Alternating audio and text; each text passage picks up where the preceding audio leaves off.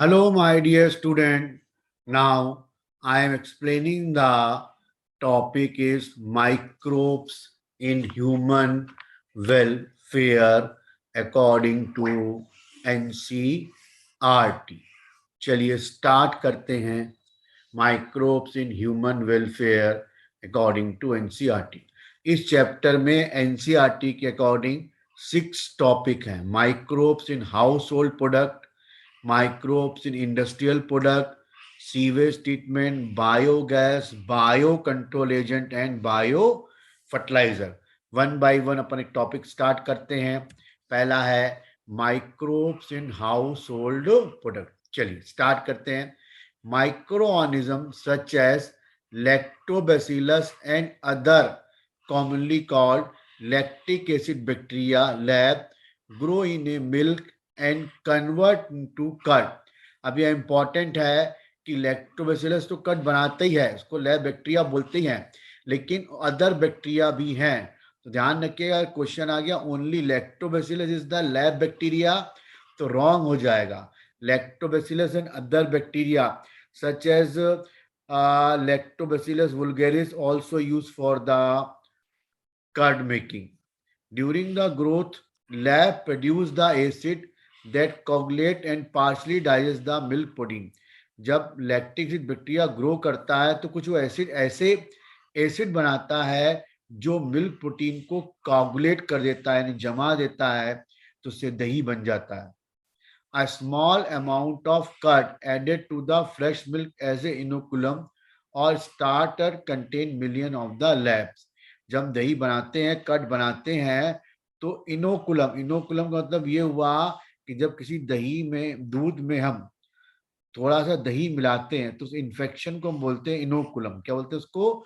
Inoculum. यानी किसी culture medium में कहीं से थोड़ा सा इन्फेक्शन डाला, तो मैं दूध में कर्ड मिला रहा हूं, तो कर्ड में बैक्टीरिया है, तो बैक्टीरिया दूध में इन्फेक्शन कर रहा है, उसको बोला इनोकुलम। जो कुछ समय बाद डिवाइड करके बहुत सारे बैक्टीरिया में कन्वर्ट हो जाता है और कडलिंग की प्रोसेस स्टार्ट हो जाती है। इसके लिए सुटेबल टेम्परेचर की जरूरत पड़ती है ना। Converting of milk to curd which also improve. जब दूध से दही बनता है तो कर्ड की क्वालिटी इंक्रीज हो जाती है, क्योंकि उसमें विटामिन B12 का अमाउंट बढ़ जाता है। और इसके अलावा अपने स्टमक में भी LAB play very beneficial role in checking the disease of causing microbe. जो लैक्टिक एसिड बैक्टीरिया होता है हमारे स्टमक के अंदर डिजीज कॉज करने वाले माइक्रोब्स की ग्रोथ को रोक देता है। ये लैक्टोबैसिलस हो गया और ये कर्ड हो गया। नेक्स्ट पेज पर आते हैं। बैक्टीरियल फर्मेंटेशन एनारोबिक रिस्पायरेशन का एक पार्ट है। बैक्टीरियल फर्मेंटेशन से डो जो होता है उसके बहुत सारे फूड बनते हैं, जैसे डोसा एंड इडली, है ना। फर्मेंटेशन से क्या होता है, CO2 गैस निकलती है जो पफ्ड अपीयरेंस डेवलप करती है डो में due to the production of CO2, जिससे सॉफ्ट हो जाता है। CO2 निकलने से ये फूलने लगता है, जिससे इसमें पोर बनते हैं और ये पोर इडली एंड डोसा में सॉफ्टनेस डेवलप करते हैं। तो बैक्टीरियल फर्मेंटेशन से डोसा इडली होता है। ईस्ट का भी यूज करते हैं, लेकिन ज्यादातर बैक्टीरियल फर्मेंटेशन होता है। चलिए नेक्स्ट पेज पर आते हैं। बेकर ईस्ट सैक्रोमाइसिस सर्विसेज के नाम से ज्यादा पूछा जाता है। इसका यूज ब्रेड बनाने में करते हैं फर्मेंटेशन के थ्रू। वहां भी यही प्रोसेस होता है, CO2 निकलती है तो ये ब्रेड सॉफ्ट हो जाती है। ये ईस्ट सेल हो गई और ये ब्रेड हो गया। नेक्स्ट पेज पर आते हैं। A number of traditional drinks and food are made also made by the fermentation by the some microbes, fermentation of the some microbes। अब क्या होता है कि टोडी एक ट्रेडिशनल ड्रिंक है ना, जिसको हम फर्मेंटेशन करते हैं कुछ माइक्रोब्स के थ्रू। हर बार ईस्ट नहीं आएगा, माइक्रोब्स लेंगे। अब टोडी में क्या होता है, जो पाम ट्री होते हैं, पाम ट्री के इन्फ्लोरेसेंस को कट करते हैं। पाम ट्री का जो इन्फ्लोरेसेंस होता है उसको कट करते हैं, तो इसमें ये ऐसा मटकी ऐसा लगा देते हैं, इसमें इसका जूस खट्टा होता रहता है, इसमें इसका जूस खट्टा होता रहता है। यही जूस फर्मेंटेड होता है तो क्या बनता है, toddy. Toddy is a traditional drink of some parts of southern India is made by the fermenting SAP from the palm tree. तो पाम ट्री के इन्फ्लोरेसेंस में कट करने से जो जूस निकलता है उसको बोलते हैं टोडी। और टोडी में 6% एल्कोहल होता है। क्या होता है? 6% एल्कोहल होता है। इसके अलावा टोडी का यूज गुड़ बनाने में भी करते हैं। नेक्स्ट पेज पर आते हैं।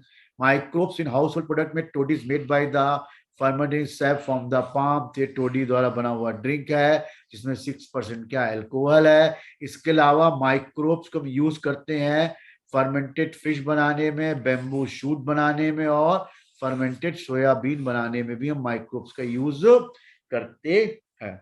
इसके अलावा माइक्रोब्स का यूज चीज बनाने में करते हैं, स्विस चीज और रॉकफोर्ट चीज बनाने में करते हैं। चीज जो है one of the oldest food item है जहां पे माइक्रोब्स यूज करते हैं। डिफरेंट वैरायटी चीज के लिए हम डिफरेंट माइक्रोब्स यूज करते हैं जिससे उनका फ्लेवर और टेक्सचर और कैरेक्टरिस्टिक्स चेंज होती है। ध्यान रखना, अलग अलग चीज के लिए अलग अलग माइक्रोब्स यूज करते हैं जिससे उनका फ्लेवर और टेक्सचर चेंज होता है। Swiss cheese large hole due to the production of CO2, ज्यादा CO2 प्रोड्यूस होता है by the propionic bacterium shermanii. ये बैक्टीरिया बहुत ज्यादा CO2 प्रोड्यूस करता है। इसके कारण इसमें CO2 ज्यादा प्रोड्यूस होती है तो होल बड़े बड़े आते हैं। स्विस चीज जो है, ये होल दिख रहे हैं ना आपको CO2 के, स्विस चीज को राइपेंड होने के लिए, पकने के लिए 1 से 16 महीने का समय लगता है। Ripened Swiss cheese required the time up to 16 month, है ना। दूसरा चीज रॉकफोर्ट चीज है, ये पेनिसिलियम से बनता है ना। फंगस पेनिसिलियम का यूज होता है किसके लिए? रॉकफोर्ट चीज के लिए। नेक्स्ट पेज पर आते हैं। अभी सेकेंड टॉपिक आ गया माइक्रोब्स इन इंडस्ट्रियल प्रोडक्ट। चलिए इसको स्टार्ट करते हैं। फर्मेंटेटर, फर्मेंटर क्या होते हैं? फर्मेंटर बड़े बड़े टैंक होते हैं जिसमें फर्मेंटेशन का प्रोसेस होता है, इनको फर्मेंटर बोलते हैं। फर्मेंटर का यूज बीवरेज बनाने में, एंटीबायोटिक बनाने में और दूसरे इंडस्ट्रियल स्केल अधिक मात्रा में ग्रो कराने के लिए हम इसका यूज करते हैं। This is the fermenter. चलिए नेक्स्ट पेज पे आते हैं। फर्मेंटेड बीवरेज में क्या क्या आता है? सैक्रोमाइसिस सेरेसिस, ब्रीवर इसका यूज करते हैं। काय के लिए? माल्टेड सीरियल्स को फर्मेंटेड करते हैं या फ्रूट जिसको हम फर्मेंटेड करते हैं से एथेनॉल प्रोड्यूस होता है। क्या प्रोड्यूस होता है? एथेनॉल। अब यह इंपॉर्टेंट ऐसा है, वाइन एंड बियर ये विदाउट डिस्टिलेशन प्रोड्यूस करते हैं। ध्यान रखिएगा, आप यही याद रखिएगा, विदाउट डिस्टिलेशन क्या प्रोड्यूस होता है? Wine and beer. वाइन में 10% अल्कोहल होता है और बियर में 6% अल्कोहल होता है विदाउट डिस्टिलेशन, और ये बाकी सब जो है विद डिस्टिलेशन। आप तो ये याद रखिए, वाइन बियर क्या? Without distillation. इसके बाद जो भी बचेगा सब डिस्टिलेशन का प्रोडक्ट है। सबसे ज्यादा अल्कोहल ब्रांडी में होता है, करीब 60% अल्कोहल किसमें मिलता है हमको? ब्रांडी में। इसमें कम होता है, इसमें 10% होता है और इसमें 6% होता है। ये विदाउट डिस्टिलेशन वाले हैं, विदाउट डिस्टिलेशन वाले, बाकी सब डिस्टिलेशन वाले प्रोडक्ट हैं। एंटीबायोटिक्स पर आते हैं, ये भी इंडस्ट्रियल प्रोडक्ट है। Antibiotic produced by the microbes are regard as one of the most significant discovery of the 20th century है। ध्यान रखना, सेंचुरी कौन सी है?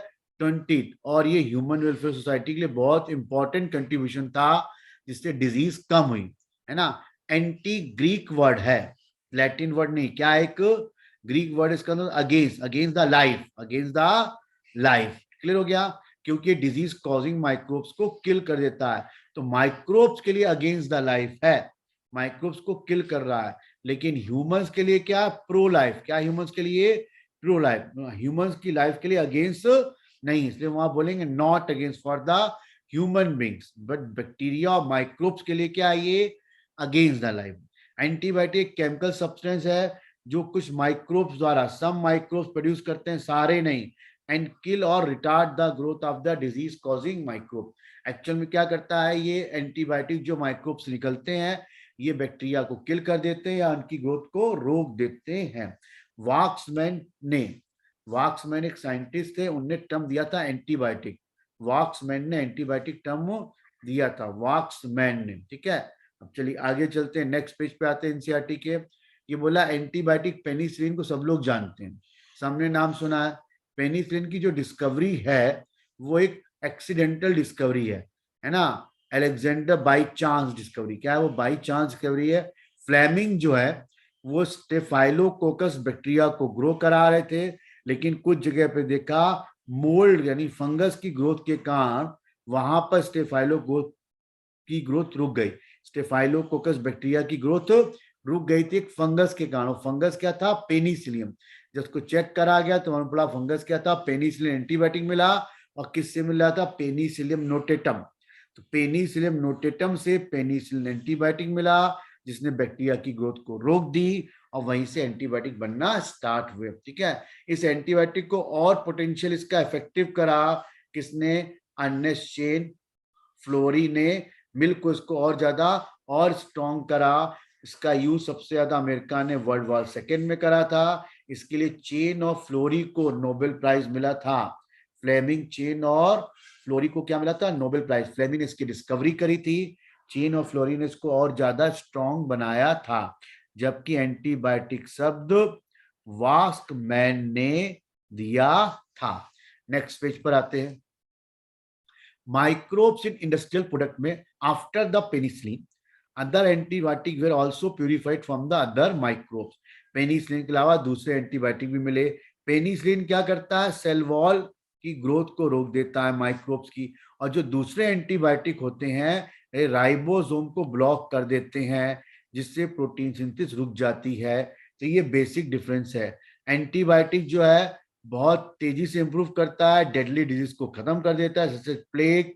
वुफिंग कफ का कॉमन नेम क्या है? काली खांसी। डिप्थीरिया को गलघोटू, लेप्रोसी को कुष्ठ रोग। तो ये मैचिंग द कॉलम में पूछ सकते हैं। वुफिंग कफ का कॉमन की नेम क्या है? काली खांसी। डिप्थीरिया कॉमन नेम क्या है? गलघोटू। और लेप्रोसी का कॉमन नेम है कुष्ठ रोग। चलिए नेक्स्ट पेज पे चलते हैं। बहुत से माइक्रोब से ऑर्गेनिक एसिड प्रोड्यूस होता है। एस्परजिलस नाइगर से सिट्रिक एसिड, एसिटोबैक्टर सीरिया से एसिटिक एसिड, ये फंगस है, ये बैक्टीरियम है। क्लॉस्ट्रिडियम से ब्यूटायरिक एसिड, लैक्टोबैसिलस से लैक्टिक एसिड प्रोड्यूस होता है। तो ध्यान, एक ही फंगस है, बाकी सब क्या है? बैक्टीरिया है। ये मैचिंग द कॉलम बन गया। एनसीईआरटी के हिसाब से ये मैचिंग द कॉलम बन सकता है। पेज नंबर 183 एनसीईआरटी का। नेक्स्ट पेज पे आइए। अब ये अपन ने केमिकल्स पीछे पढ़ लिया, पढ़ते एंजाइम।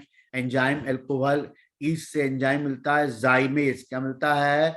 जाइमेज। इसका यूज करते हैं मेथनॉल बनाने में, सैक्रोमाइसिस रेवसिस के थ्रू।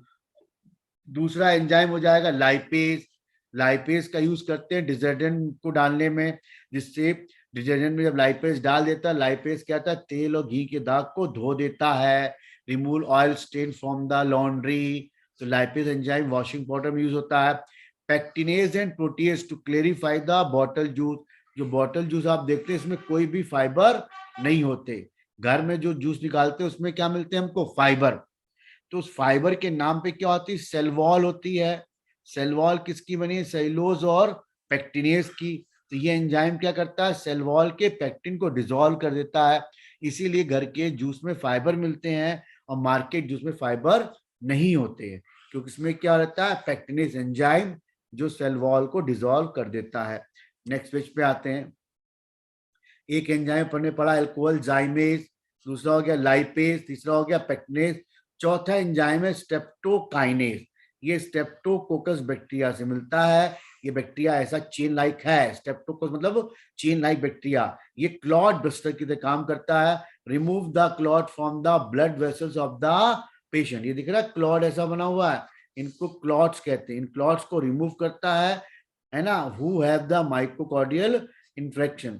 माइक्रोकार्डियल इन्फेक्शन से बचाता है। माइक्रोकार्डियल इन्फेक्शन है, इन्फेक्शन नहीं, माइक्रोकार्डियल इन्फेक्शन से बचाता है, यानी ब्लॉकेज को रोकता है। कौन? Streptokinase is the clot buster. Next page पे आते हैं। एंजाइम्स पूरे हो गए। अब बायोएक्टिव मॉलिक्यूल्स। बायोएक्टिव मॉलिक्यूल में कौन आ गया? Cyclosporin, produce by the trichoderma polysporum fungus. ये एक फंगस है जिससे साइक्लोस्पोरिन केमिकल निकलता है। ये केमिकल इम्यूनो सप्रेसर एजेंट है, एंटी फंगल भी है, एंटी फंगल भी है। ये एनसीईआरटी में नहीं लिखा हुआ है। और ये एंटी इंफ्लेमेटरी भी है। कौन? Cyclosporin anti inflammatory. यानी दर्द को कम करेगा, एंटी फंगल है, फंगल को हटाएगा, और इम्यूनोसप्रेसर है। इसका यूज ज्यादातर ट्रांसप्लांटेशन में करते हैं। जब किसी ऑर्गन को ट्रांसप्लांट करते हैं तो उस समय क्या होता है, बॉडी जो है ऑर्गन को जल्दी रिसीव नहीं